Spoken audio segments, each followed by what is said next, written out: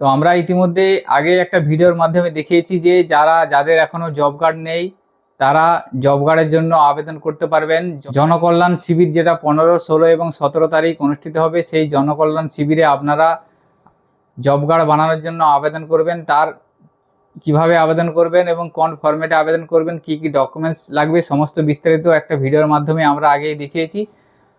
তো ওই ফরম্যাট আপনারা কিভাবে ফিল আপ করবেন সেটা আজকের ভিডিওর মাধ্যমে দেখাবো, হাতে কলমে সম্পূর্ণ ফিল আপ করে দেখাবো যে আপনারা জব কার্ডের আবেদনের যে ফরম্যাট বা ফর্ম, সেই ফর্মটা আপনারা সঠিকভাবে কিভাবে ফিল আপ করবেন।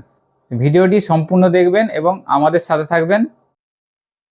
জনকল্যাণ শিবিরে জব কার্ডের আবেদনের জন্য এই ফরম্যাটটা আপনাদেরকে ফিল আপ করতে হবে। সেই ফিল আপটা আমি আপনাদের দেখাচ্ছি, দেখুন আপনারা সঠিকভাবে ফিল আপ করবেন, না হলে আপনাদের সমস্যা হবে।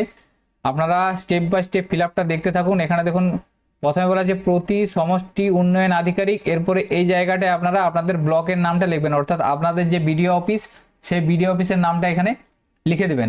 লিখে দেওয়ার পর দেখুন বিষয়ে বলা আছে জব কার্ডের জন্য আবেদনপত্র, এরপরে মহাশয়, তারপরে আমি যে আছে আমিতে এখানে আবেদনকারীর বা বেনিফিশিয়ারির নাম লিখবেন।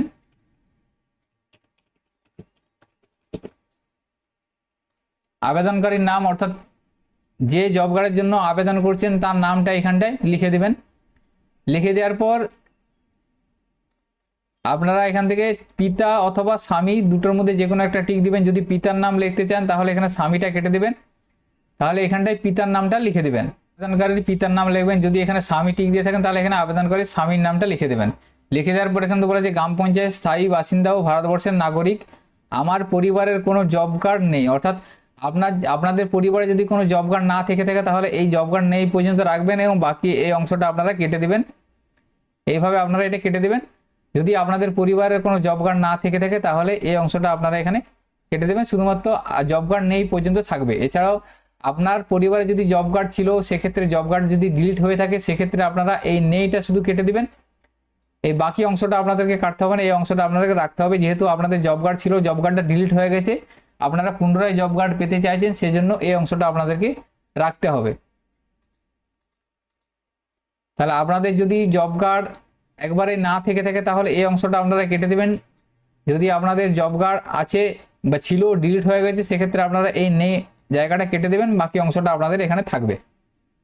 এরপরে আমি বা আমরা এমজি এনার্জি 2005 অনুযায়ী মহাত্মা গান্ধী জাতীয় কর্ম নিশ্চয়তা প্রকল্পে অদক্ষ জায়গাটা টিক দিবেন। অদক্ষ শ্রমিক হিসেবে কাজ করার জন্য আবেদন করতে চান, এই জায়গাটা আপনারা টিক দিবেন এবং এই অংশটা আপনারা কেটে দেবেন। অর্থাৎ জব কার্ডের জন্য এই অদক্ষ শ্রমিক হিসেবে আপনাদেরকে সিলেক্ট করতে হবে। এরপরে বাকিটা এখান থেকে তারিখটা আপনারা দিয়ে দেবেন। দিয়ে দেওয়ার পর এখানে আবেদনকারীকে সই করাবেন, যিনি আবেদনকারী হবে তার সই করাবেন, তার পুরো নামটা এখানে লিখবেন, মোবাইল নাম্বারটা লিখে দেবেন। লেখার পর এই যে ভোটার কার্ড, আধার কার্ড, ব্যাংকের পাসবই, জাতিগত শংসাপত্র, এগুলো জেরক্স আপনারা দিবেন। এরপরে পরিবারের তথ্য পূরণের যে ফর্ম, সেই ফর্মটা এখানে প্রথমে দেখুন আবেদনকারীর নামটা লিখবেন, আবেদনকারীর পিতা বা স্বামীর নামটা এখানে লিখবেন, পরিবারের প্রধান সদস্যের নাম, অর্থাৎ আবেদনকারী যদি পরিবারের প্রধান হয়ে থাকে তাহলে আবেদনকারীর নামটাই লিখে দেবেন। যদি পরিবারের প্রধান অন্য কোনো ব্যক্তি হয়ে থাকে তো সেই ব্যক্তির নামটা লিখে দেবেন এবং ঠিকানাটা গ্রাম, মৌজা, সংসদ, পঞ্চায়েত, ব্লক, জেলা, পিনকোড, এইভাবে আপনারা ঠিকানাটা কমপ্লিট করে লিখে দেবেন। এরপরে পরিবারের সদস্যের তথ্য, অর্থাৎ আবেদনকারী যে জব কার্ডে আবেদন করছেন সেই পরিবারে যাদের পরিবারে জব কার্ড নেই সেই পরিবারে যতজন সদস্য তাদের বিবরণটা এখানে দিতে হবে। পরিবারে 1 নম্বর সদস্যর নামটা এখানে লিখবেন, লেখার পর তার জন্ম তারিখটা লিখে দিচ্ছেন এবং সে পুরুষ স্ত্রী এটা লিখে দেবেন।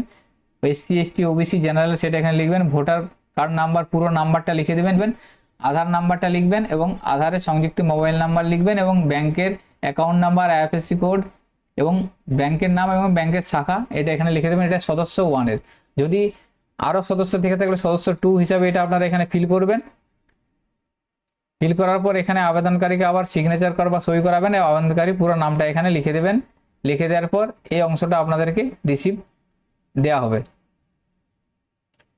এরপর যে কনসেন্টটা আছে, এরপরে এখানে দেখুন যে আধার সম্মতি, এই আধার সম্মতিটা ফিল আপ করতে হবে। এখানে আধার সম্মতি, এখানে বেনিফিশিয়ারির নামটা লিখবেন।